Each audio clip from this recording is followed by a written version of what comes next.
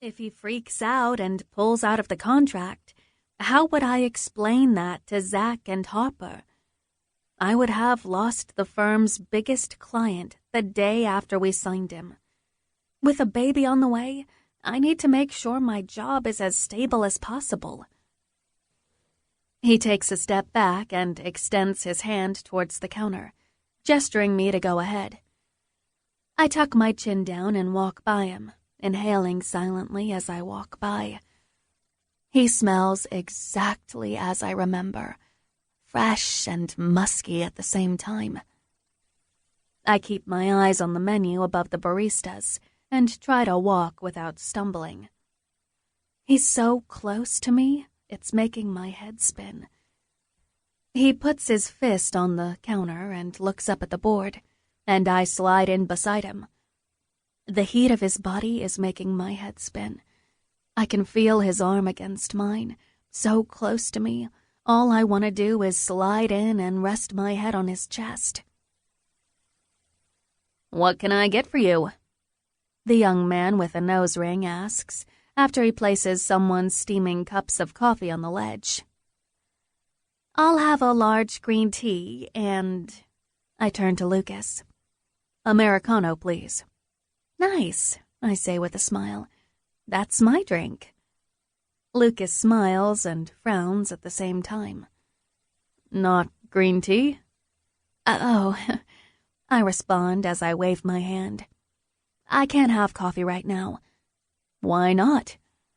"Oh, shit. Because I'm pregnant with your child?" "Doctor's orders," I respond, and turn back to the barista and hand him some money to avoid Lucas's questioning stare. "I'll get this," Lucas says, as he reaches for his wallet. "Please, my treat," I reply, and he nods. "Thanks." We stand in silence until our drinks are ready, and then sit at a table near the front window. I stare at the people walking by until I feel Lucas's eyes on me. With a deep breath, I meet his gaze. "Thanks for meeting me," I say. "No problem. You seem nervous," he says with a slight frown. He lifts his cup of coffee up to his perfect lips, and I watch his Adam's apple bob up and down as he swallows. I gulp.